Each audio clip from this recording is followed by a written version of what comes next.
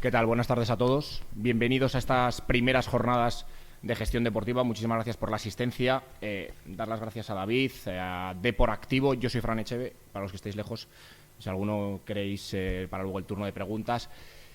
Va a ser una jornada intensa, reducida en un espacio más o menos corto. La verdad es que esto da para mucho, pero la idea era que todos los asistentes, una vez que salgáis de aquí a las 9:15 de la tarde-noche y os vayáis para casa, descolgáis el teléfono y llaméis a los compañeros, amigos porque hay mucho de esto, de los clubes, de los distintos clubes de todos los deportes, ya no solo fútbol y fútbol sala y atletismo y hípica y balonmano y todos los que estáis aquí, y remo, etcétera, etcétera, y les digáis, tengo la solución o tenemos el quid de la cuestión para que a partir de septiembre, y que se me permita la expresión, no nos empure Hacienda. Entonces, creo que es una buena jornada, creo que es una jornada muy práctica y creo que es una de las mejores ideas que se podía tener en estos tiempos, tanto en gestión jurídica como en gestión deportiva. Vamos a dar las gracias, en primer lugar, a Depor Activo y a la Sociedad de Prevención Deportiva Integral, que son los organizadores, y también a los colaboradores, que me imagino que hay alguno por ahí, a la Facultad de Derecho de la Universidad de Zaragoza, que estamos ahora mismo en su aula magna, así que le damos las gracias desde aquí, a G4, a ACN Asociados, a Grafos, a los amiguetes del balón, a Aranda y París Sociedad Limitada, a Balmar, a CNTED y al Gobierno de Aragón, que, como digo, son los colaboradores de esta primera jornada de gestión deportiva. Ahora mismo, los 200 asistentes y prácticamente todos los equipos amateurs que no son profesionales tienen una mezcla de, y yo lo digo también en primera persona, o tenemos una mezcla de, porque en este caso yo también soy directivo de un club, en este caso de fútbol sala, de preocupación, de estrés, de incertidumbre y de malestar por la nueva ley del deporte que se ha promulgado hace apenas unos días y que no sabemos muy bien qué va a ocurrir y qué va a suponer. ¿Qué va a ocurrir con los nuevos contratos? Si va a haber que hacerle contrato a los entrenadores amateurs. ¿Cómo va a repercutir eso con Hacienda? ¿Qué va a ocurrir con las famosas inspecciones de Hacienda? A nosotros, como directivos, nos puede ocurrir algo. Es decir, puede venir Hacienda a nivel personal por responsabilidad civil contra nosotros. Bueno, pues todo eso, que son preguntas que surgen, es lo que vamos a intentar responder a lo largo de la tarde. El primer ponente, no sé si abrís el díptico que tenéis ahí, el primero de los ponentes es Koldo Irurzun.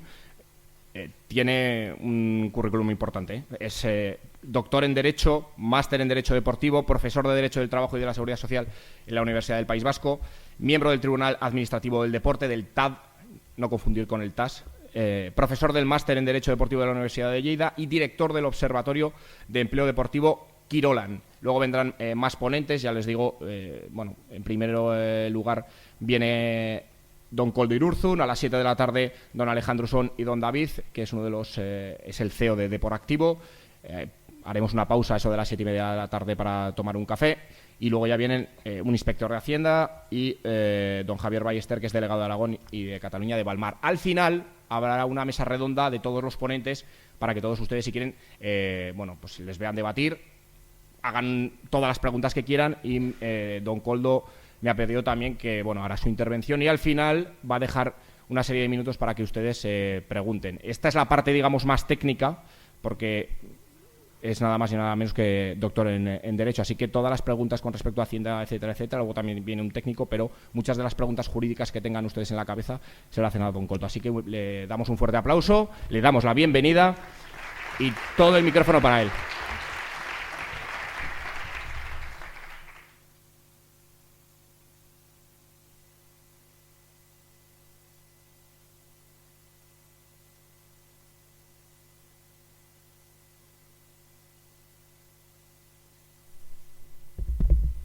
Sí, ahora sí. Bueno, pues muchas gracias por la invitación y muchas gracias por la amable y exagerada presentación y por los aplausos, ¿no?, antes de empezar, que espero que no se tornen en silbidos, que está de moda al final. Este es un tema, una cuestión, la de, cómo abordamos o cómo enfrentamos el vínculo de las entidades deportivas con el personal que colabora en las entidades deportivas, Una cuestión muy antigua, ¿no? Está de moda ahora mismo, está de actualidad, pero no es novedosa en absoluto, ¿no? Entonces, bueno, durante pues, estas últimas fechas, yo diría incluso durante estos últimos años, pues, se plantea como si fuera algo, bueno, que de pronto nos sorprende o nos avasalla, ¿no? Pero sin embargo este es un tema muy antiguo y en el que sin embargo todavía hoy, actualmente, yo creo que no existe una divulgación y una información suficientemente extendida, ¿no? sobre la cuestión.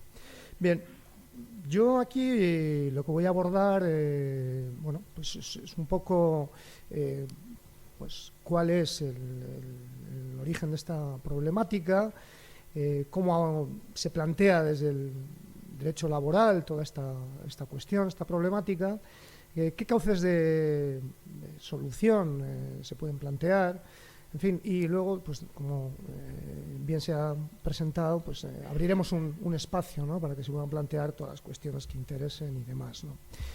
Bien, por tanto, la primera cuestión, novedad, esto no es ninguna novedad. El tema del vínculo de las personas colaboradoras de las entidades deportivas, siempre que esos vínculos tengan naturaleza laboral, esto es una cuestión regulada y resuelta por el ordenamiento jurídico desde que se aprobó el Estatuto de los Trabajadores en 1980. Por tanto, sorprende que todavía en lo cotidiano, en la leyenda urbana, se maneje que hay nuevas normas sobre esta cuestión. No hay ninguna nueva norma, no hay ninguna resolución por parte de las administraciones públicas, no hay. El ordenamiento que tenemos hoy y en el año 1980 es el mismo a estos efectos. Entonces, una primera cuestión que quisiera aclarar es eso, ¿no? Tenemos el ordenamiento jurídico que teníamos en 1980 para tratar esta cuestión. Esta cuestión que es esta, la de, bueno, ¿qué naturaleza, qué carácter tiene el trabajo que se presta en las entidades deportivas por parte de los colaboradores a las entidades deportivas? ¿Tiene naturaleza laboral? ¿Tiene naturaleza de voluntariado? ¿Tiene naturaleza de autónomo? ¿Qué naturaleza tiene? Porque es un tema fundamental, es el tema básico que hay que resolver, porque de ahí después se derivarán las consecuencias correspondientes. Si el vínculo es laboral, pues obviamente tendremos que aplicar todas las normas de derecho laboral y asumir por parte de las entidades deportivas pues todas las obligaciones y responsabilidades que competen a la entidad deportiva. Si resolvemos que es un vínculo de voluntariado, pues ya estaremos fuera del marco del derecho laboral, estaremos en el marco de las normas de voluntariado, que dicho sea de paso, son de carácter autonómico y por tanto en cada autonomía que tenga ley de voluntariado tendremos que remitirnos a esa norma de voluntariado para determinar qué obligaciones debe asumir cada entidad deportiva, porque el voluntariado o el vínculo de voluntariado tampoco está exento de responsabilidades y obligaciones por parte de la entidad deportiva. Lo mismo que si estamos en el caso de una persona que trabaja en términos de autónomo, ahí, bueno, pues nos tendremos que sujetar a las normas que regulan tal figura, ¿no? Por tanto, en el mundo del deporte es incierto que haya nuevas normas, es incierto que haya nuevas normas y que además obligan a laboralizar a todo el mundo, y es fundamental, por tanto, primero discernir ante qué tipo de vínculo estamos. Entonces, bueno, parte de la sesión la dedicaremos a eso, ¿no? A intentar descifrar cuando se produce un vínculo de voluntariado, cuando se produce un vínculo laboral y cuando no estamos ni ante una cosa ni ante otra, estamos ante otros vínculos como el de un autónomo, por ejemplo, ¿no? Bien, pues a eso voy a dedicar parte de la sesión, pero con anterioridad, como les decía, como no se trata de una cuestión novedosa, sino que ya antigua, estaba rememorando, haciendo memoria, no sé, desde cuándo tengo yo, por ejemplo, noción de la existencia de esta problemática, ¿no? Yo recuerdo que en el año 98 aproximadamente, o sea que ha llovido bastante desde entonces, la Diputación de Guipúzcoa me encargó un estudio alrededor de esta problemática, porque en un colegio de Irún, en el desarrollo de las actividades extraescolares deportivas, había llegado la inspección de trabajo y había exigido, bueno, pues que se acreditara en qué términos estaban desarrollando su actividad, en este caso los entrenadores de los equipos de fútbol del colegio de Irún. Y obviamente, si en esta época ya las situaciones pues están poco regularizadas o poco formalizadas, en el año 98 ni les cuento. En el año 98, la situación que destapa la inspección de trabajo en Irún es la de 6 monitores, uno de ellos menor de edad, con el problema añadido que eso entraña, porque como todos conocen, con edad menor a 16 años en ningún caso es posible trabajar y estaríamos ya ante un posible ilícito, incluso penal. Entonces, la situación que se destapa es la de una persona que trabajaba como entrenador de un equipo infantil en el colegio y otros 5 entrenadores que también tenían un vínculo que se entiende por parte de la inspección y después por parte de los tribunales también, que era laboral, ¿no? El que aflore esta situación representó pues una sanción en aquella época elevadísima para, en este caso, la APA, la Asociación de Padres de Alumnos y tal, de alrededor de un montante de 1 millón de pesetas de la época, ¿no? Que era una cantidad de dinero bárbara que, bueno, pues prácticamente llevó a la desaparición de la entidad y, producto de eso, la Diputación de Guipúzcoa pues, me encargó pues, un dictamen alrededor de esto, ¿no? Y yo creo que prácticamente lo que sostuve en aquel dictamen he vuelto a sostener esta mañana en un documento guía que he entregado para las 3 diputaciones vascas y el gobierno vasco, que se publicará, pues estará en la red a disposición, gratuito y tal, en cosa de 15 días, donde me vuelven a pedir que al hilo de pues, toda esta actualidad que se está desarrollando ahora mismo, vuelva a elaborar un documento divulgativo. Bueno, pues lo que sostenía entonces yo creo que se puede mantener ahora perfectamente, ¿no? Que es que en el marco del deporte base, digamos, existen numerosos vínculos de prestación de servicios que tienen naturaleza laboral, que no están aflorados, que existen también vínculos de voluntariado y que existen muy escasos o residuales supuestos de trabajo autónomo de verdad, no del encubierto. Entonces, bueno, pues yo por lo menos recuerdo o rememoro hasta entonces, ¿no? Para que vean que no es un tema absolutamente nada novedoso, ¿no? Es muy antiguo y lo que pasa es que está nuevamente de actualidad. ¿Y por qué está de actualidad? Pues yo creo que el primer punto de inflexión llega, por lo menos entre los juristas, el año 2009.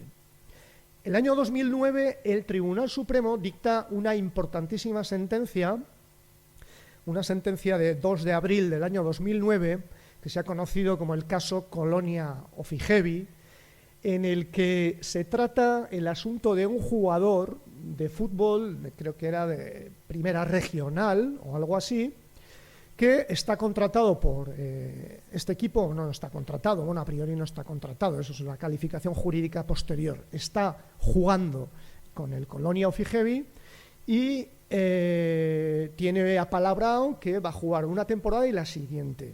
Y mediada la primera temporada, el club prescinde de él, por aquello de que, bueno, pues la ventana para poder hacer nuevas incorporaciones prescinde de él, pues porque le interesaba más contar con otro jugador. Bien, supongo que, no sé el motivo, pero dolido en su orgullo o lo que sea, este deportista acude a los tribunales laborales, bueno, pues planteando que se ha producido un despido sin causa, un despido improcedente, un despido sin ningún tipo de justificación, exigiendo, por tanto, la correspondiente indemnización por despido.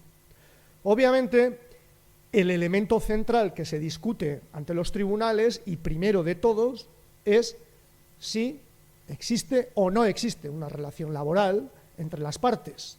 Porque, obviamente, si no existe ningún tipo de vínculo laboral, que es lo que pretende la entidad, no habrá indemnización por despido, porque no hay vínculo laboral. Por tanto, el elemento central del debate es conocer en ese asunto si hay relación laboral o no hay relación laboral. ¿Qué condiciones concurrían en este supuesto? Especialmente y particularmente económicas, que es lo que más nos interesa para el desenlace del tema. Pues el jugador percibía de promedio mensual 210 euros. 210 euros, con lo que se plantea ante los tribunales diciendo que es una relación laboral y que quiere su indemnización por despido, por pequeña que ésta sea, ¿no? Bien, ¿qué dicen los tribunales? Bueno, pues entrar al análisis de la cuestión, ¿no? Obviamente y por supuesto, el club inmediatamente desgrana ante el tribunal, primero ante el juzgado de lo social y bueno, escalón por escalón hasta llegar al Tribunal Supremo, desgrana el argumentario habitual de cualquier entidad deportiva alrededor de mantener que no hay vínculo laboral. ¿Por qué? Pues por los habituales argumentos. Primero, la entidad carece de ánimo de lucro, por tanto, no le es exigible ninguna responsabilidad empresarial. Bien, pues, argumento habitual, típico, que los tribunales han despejado históricamente de manera rápida, ¿eh? Porque ni en el mundo del deporte ni en cualquier otro sector de actividad este elemento, esta circunstancia tiene relevancia alguna para los tribunales. Para los tribunales la categoría de empleador no tiene nada que ver con la categoría de empresario, de ahí la existencia de ánimo de lucro. Perfectamente ponen como ejemplo los tribunales el caso de la empleada de hogar que trabaja precisamente para los propietarios o los empleadores del hogar familiar, que en ningún caso tienen ánimo de lucro y sin embargo tienen una empleada de hogar o un empleado de hogar, lo primero más habitual.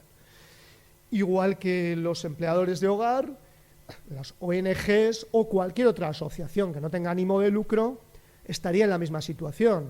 Y para todos estos casos, los tribunales laborales entienden que eso es absolutamente irrelevante de cara a calificar si estamos ante un trabajador o no. Por tanto, es un elemento que a los tribunales les trae sin cuidado. Primer argumento habitual de las entidades deportivas. Esto es una entidad sin ánimo de lucro. Pues muy bien, me alegro mucho por usted. Segundo argumento habitual. Segundo argumento habitual es el de plantear que las retribuciones abonadas al deportista pues son de una cuantía pues menor, que en ningún caso le pueden servir como medio fundamental de vida, que en ningún caso comporta que sea su ingreso básico, fundamental, que es de una cantidad tan reducida que no alcanza ni el salario mínimo. Y, bueno, por toda esta serie de motivos entienden habitualmente las entidades deportivas que se enfrentan a esta situación, entienden que no cabe calificar como laboral ese vínculo, ¿no? Bueno, los tribunales también sitúan este tipo de argumentos rápidamente, ¿eh? Por supuesto, aquello de que la cantidad sea mayor o menor y sea suficiente o sustancial o significativo para el mantenimiento, la supervivencia de esa persona, le es indistinto a los tribunales.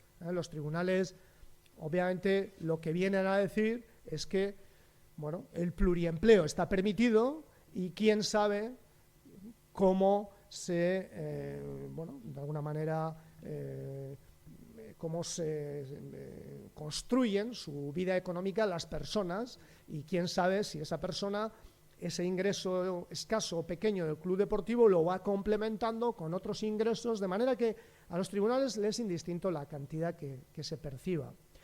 Anudado a esto, habitualmente se plantea que si no alcanza el salario mínimo interprofesional, no se puede establecer que eso sea un salario, que sea una retribución, que haya profesionalismo. Y sobre esto también los tribunales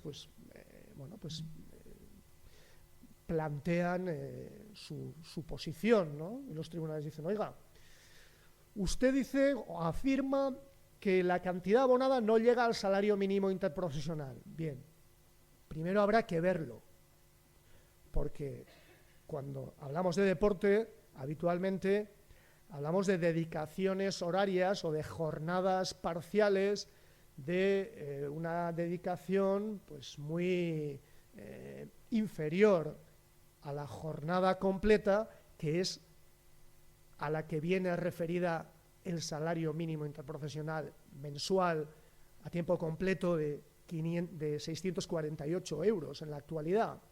Por tanto, dicen los tribunales, bueno, primero vamos a ver si en proporción está abonando usted esa cantidad o no. ¿Qué dedicación semanal tenía ese deportista del Colonia Ofigevi? Pues aproximadamente entre 8 y 10 horas semanales, alrededor de 35-40 mensuales, pagándole 210, con esa dedicación de aproximadamente un 25% de una jornada completa. ¿Estaba satisfaciendo el Club Colonia Ofigevi una cantidad equivalente al salario mínimo interprofesional? Sí, sí. Por tanto, no cabe alegar tan siquiera ese argumento. Pero es que cuando ha resultado que ese argumento era veraz, un asunto de unos jugadores de baloncesto en Murcia, por ejemplo, que percibían una cantidad inferior al salario mínimo interprofesional, lo que entiende el tribunal es que lo que se estaba produciendo es una confesión de parte de que se estaba abonando un salario inferior al legal. Por tanto, se convierte en un efecto boomerang que obliga a la entidad deportiva a retribuir por el defecto que la propia parte estaba reconociendo que se estaba produciendo. Por tanto, es un elemento, es un argumento que no sirve tampoco como elemento de análisis que vincule a los tribunales. Anudado esta cuestión, una reflexión. Otra cuestión es que de futuro, como solemos decir en derecho, ¿no?, de lege ferenda, de cara a hacer las nuevas leyes, si ese debiera ser un elemento a tomar en consideración como lo es en otros ordenamientos. Por ejemplo, en Bélgica, en el sector deportivo, la autoridad deportiva equivalente al presidente del Consejo Superior de Deportes tiene potestad para fijar anualmente el umbral de lo que es el profesionalismo en el ámbito deportivo. Este año pasado, 2014, en 2015 no lo conozco, en Bélgica era de aproximadamente 1.100 euros el umbral del profesionalismo en el deporte. Bueno, se fija a partir de eso, de un suelo mínimo, y se entiende que de ese suelo para abajo, pues las relaciones en el deporte ya no son de tipo profesional. Bien, pero no estamos en ese marco jurídico. Otra cosa es para el debate, para la elaboración de las nuevas normas, para la modificación del Real Decreto 1006, para lo que sea, si sería conveniente o no. Bueno, eso es otra cuestión. Bien.